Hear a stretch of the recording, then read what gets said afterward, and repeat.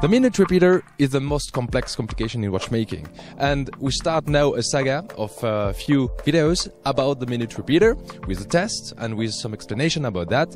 We are now in Fleurier to speak with Mr. Michel Parmigiani, master watchmaker, about the history of this complication and its evolution through time. So, let's go.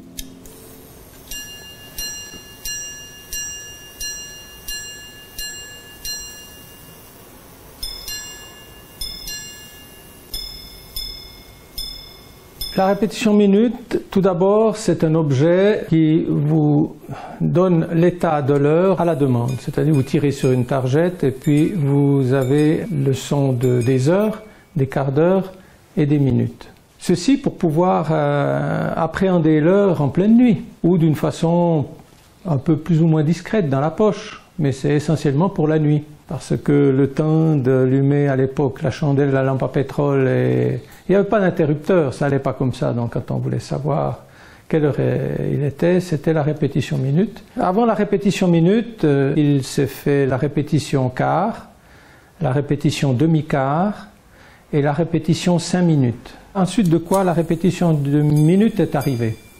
Cette répétition minute a été inventée par Thomas Mudge, un Anglais, un maître horloger qui a compté pour la chronométrie. Cette répétition minute, inventée par Thomas Mudge, c'est autour de 1750, donc c'est très tôt. Les répétitions minutes, elles nous viennent d'abord des pendules telles que celle-là. C'est donc des pendules qui sonnent l'heure en passant. En sonnant l'heure en passant, elles sonnent l'heure, le quart d'heure, la demi-heure et les trois quarts. Elles ne sonnent pas les minutes parce qu'à la demande, il y a des pendules, typiquement les pendules neuchâteloises, en tirant sur une cordelette, elles sonnent l'heure, le quart d'heure qu'il est. Ceci souvent au-dessus du lit, pour connaître l'heure dans la nuit. Tout à fait comme la répétition minute qu'on porte dans sa poche. La répétition minute telle qu'on la connaît aujourd'hui n'est pas une simple réduction d'un mouvement de pendule. Ne serait-ce que les jeux d'engrenage, les jeux entre les pivotements, les entr'axes, tout cela doit être bien géré pour pouvoir imaginer une réduction. Mais de cette montre de poche à en faire une montre bracelet, c'est encore une autre affaire.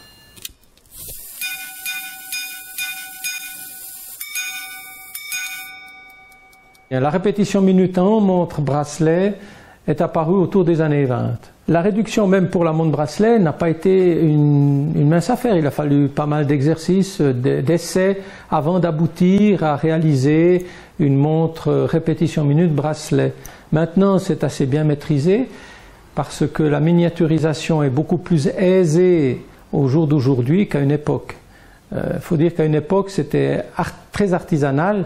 Et donc, c'était extrêmement difficile de maîtriser le dimensionnement des micro-pièces. On peut parler comme ça de micro-pièces par rapport au jour d'aujourd'hui avec tous les moyens technologiques qu'on a à disposition. De toute façon, il y a toujours la main de l'homme qui va intervenir dans une répétition minute tellement les réglages sont fins et complexes.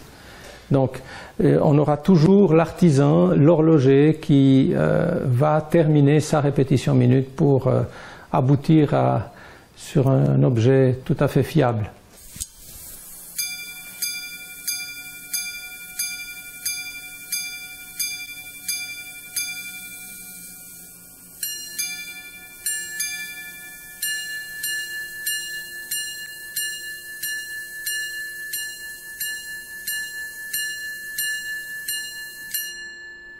Les premières répétitions minutes de poche, c'était des timbres en fait sous forme de petites clochettes, qu'on appelle timbres, mais ce sont de toutes petites clochettes en airain.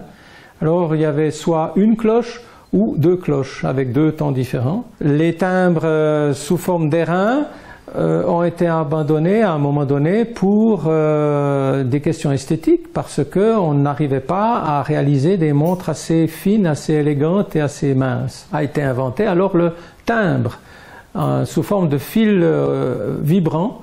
Pour vibrer, il faut aussi l'accorder et le timbre ressort. C'est ce qui a permis à la montre d'être beaucoup plus mince. Les timbres suivent le pourtour du mouvement. Donc ils font un tour ou plus qu'un tour, ça peut être un tour et demi ou plus. Et alors on a affaire à des timbres simples ou alors à ce qu'on appelle des timbres cathédrales. Les timbres cathédrales, ce sont des timbres qui sont plus longs que les timbres courants, hein, ce qui a pour effet de porter le son beaucoup plus.